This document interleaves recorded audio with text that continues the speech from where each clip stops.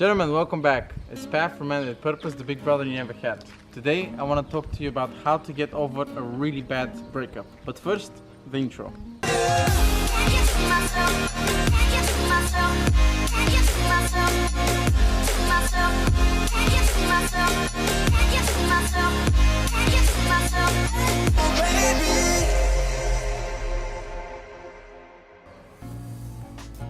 Gentlemen, welcome back. So, does this sound familiar? Maybe you've been in a relationship with your first love ever. You've been in a very long-term relationship and things are going well and you're thinking, oh my gosh, I'm gonna spend the rest of my life with this person. Or maybe you just fell in love with that special woman and you're thinking, wow, okay, I'm gonna be in love. It's so amazing feeling. I don't want ever this to stop. One thing we don't realize as people is that when we're in love, we're really a totally different person. We're almost like obsessed with the other person, especially at the very beginning of the relationship. Most of the times, even though we kind of see flaws in them and we see things that maybe are imperfections, we choose to close our eyes and not acknowledge any of these flaws. But one day, what happens is you have a conversation and all of a sudden, we cannot go like this. We have to break up. And you're like, it feels like your heart's been ripped out of your chest. I'm gonna share my experience and what was it like for me when I went through like a really long-term relationship, 3.5 years I think, what the breakup was like. It was incredibly painful. First time I was in love and shit was really going crazy. Like all these hormones, all these butterflies, everything. Every single time I see her, I'm thinking, oh my gosh, I was almost obsessed. And that's not a very healthy way to be in a relationship in long term. So I really had to kind of step back and really up my game to realize, wow, I actually don't own this person. Same goes for them, they really don't own you. However, when you're in love, you're thinking, oh my gosh, this person is mine, I can tell them what to do, and vice versa. And if it's a really healthy, functional relationship, things necessarily won't work out like that. I remember once saying to my girlfriend, you know what, I stop you to do that, I don't want you to do that. And she was like, what? And then I realized, okay, like this is not the response I was willing. I got quite angry inside, but then I realized this is not really a sensible thing to do. I cannot really force or tell my partner what she should and she shouldn't be doing. So I realized, okay, I really need to cut this behavior straight away. But however, after we had this breakup, it was tough. I remember for 6 months I couldn't look at other women. I couldn't really be with another woman. And I genuinely would encourage people to do the same thing. And I've seen other coaches, I've seen PUA guys really saying, gentlemen, really how you get over a breakup is immediately go and be with a different woman. And I find that it's not necessarily a healthy way of coping. It's not really a coping mechanism. I've seen people try to get as busy as possible, and you can do that, and we're going to talk about it in the video. However, generally, what I did for me is, and this is very counterintuitive, and a lot of guys will say, what? But I really would encourage people, if you're going through a breakup right now, if you feel like your heart's been literally torn out of your chest and you don't see any meaning to life, and you were like me, or like I was 4 or 5 years ago in this really long relationship, then I would suggest that you really continue to grieve openly. Now, what do you mean by this? Most of the time it's a coping mechanism for us is meant to say, oh, I'm gonna get sad right now, fuck you feelings, fuck you emotions, and that's generally not a good way to cope with things. Why? Because even if you jump to bed with a different woman, you're still gonna be coming back to this, and chances are that it's gonna prolong the actual pain as opposed to actually trying to really cope with it in a very healthy way. What I found from experience is people generally, if you try to forget someone and jump straight back into a different relationship and try to get your dating back real quick, especially after a long relationship, chances are it won't necessarily work straight away.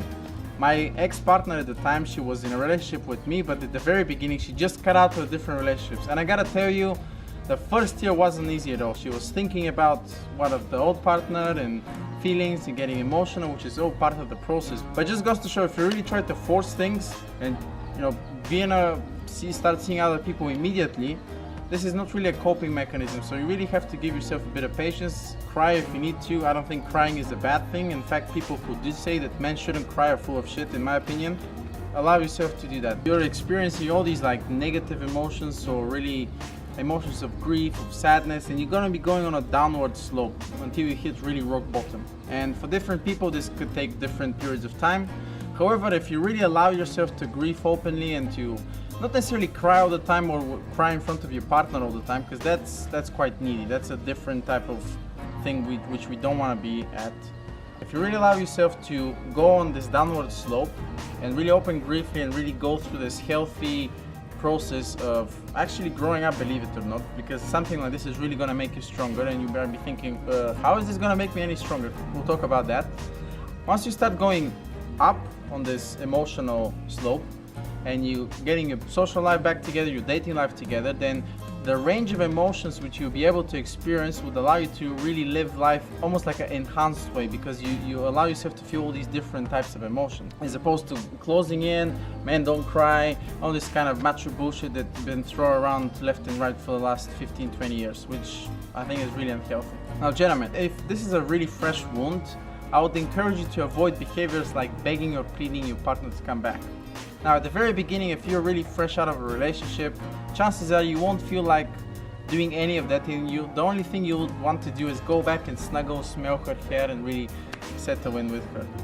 Now I would avoid that, and generally the first step you really have to realize is that it's over.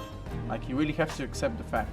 Again, do what you need to, like grieve, cry, be in your room for a little bit. Don't necessarily feel self-pity for yourself, because it's a learning process. Chances are you're going to learn a lot more about yourself than if you were to stay in a relationship realizing that, you know, it's over, but you continue to stay just because you don't want to get hurt. That's not healthy relationship. If you're striving to become mature man, like I think all of us are, then we really should avoid behaviors like this, because it's not healthy and it's not really functional for both you and your partner. Realize this: to love is to be vulnerable, guys. If you can't really surrender yourself and really engage in fulfilling love relationship without being hurt. So it's part of the process, it's part of the learning curve, it's part of life. In the moment it might seem, oh my gosh, like everything has ended, I cannot look at any other woman. Know that over time heals everything. Now, besides what I just said, which might sound like an alien concept, grief openly, here's a couple of things also to keep in mind and actually do, especially if you're fresh out of a relationship, is really minimize all notifications or all your social media. I'm not a fan of deleting that person or removing the picture straight away, but at least make your notifications so you don't actually follow what your person is doing, because you begin to act needy again and you almost become like a stalker. Oh, is she seeing someone else? What is she doing? If she's not with me, she doesn't care about me, and you get like all neurotic, and this leads into a vicious spiral that you really don't want to be in. So make sure to turn off notifications and try to avoid contact for the first few months whilst you're coping with this loss. Number 2 is really remove all visible reminders. For me, my partner was very creative and she was an art person, so she drew us on a piece of paper, and I really had to put all the pictures together, all those drawings, all the special memories that really reminded me of times we were together and we were incredibly happy, in a folder. I'm not saying you should throw it away. These are valuable memories that, even though at the time you might not feel like I don't want to be looking at this because it reminds me of all this loss, over time you really mature and you'll be like, okay, I'm prepared to go back to open them for whatever reason. But at the time, for the time being, prepare them, put them in a folder, and put them in a safe space. Okay, number 3 is, I'm a big fan of actually no communication. You're also doing yourself a service and the other person a service if you don't communicate for at least a couple of months. It's going to be much better. It's going to allow you and your partner to heal much faster from the experience together. However, saying that, I would say to really go back into your social lives. Many times, myself included, I'll be so attached, I'll be so stuck up in my relationship that all my friends would suffer a little bit. So really make sure to put effort into your social life, reconnect back with friends, with family, go and do more with that. Have something social going on in your life so you're connected with friends, and that generally is going to speed up and help the actual recovery process. Number 4 is go back to exercise. I cannot stress how important this is. Like, there's so much science. You can go online, you can check about all the hormones and toxins being released in your body and how that has a positive impact on your body and your overall well-being. So make sure to go back into the gym and start lifting weights, jiu-jitsu, martial arts, whatever it is, just even running. That's gonna really, really help, and that helped me a lot throughout this really difficult process. And finally, guys, number 5 is be grateful. And you're thinking, wait, what? I'm like, dude, I'm fucking crying in my room right now. Why should I be grateful? Because she left me, or we had to break up. Take a step back and let me explain. What I mean by being grateful is you have a lot more self-awareness about the type of woman that really attracts you. For me, a very feminine woman with usually long hair, if they have tattoos, even better. If they're into creative or spiritual arts, that really attracts me. So all these kind of polarity between feminine and masculine, I really appreciate it. Now, in the moment, you might not feel like being grateful or appreciating whatever happened, but generally, I think that's the mature and the proper way to look at things, really. Okay, I'm grateful because I know what type of woman I am attracted to. I'm incredibly grateful for all the things I've learned whilst I was with my partner, and then this will allow you to actually move on. Again, this is a little bit more of a high level thing, which I don't expect everyone for you guys to try to practice, but that genuinely helped me to really move on, embrace the whole event of the breakup with all the kind of emotions or, potion of emotions that were coming in, for me to actually move on. So this is it. This is my perspective on how to get over a really bad breakup. If you've enjoyed this video, make sure to like it and comment down below. Let me know what you guys think, and I'll see you in the next video. Peace out.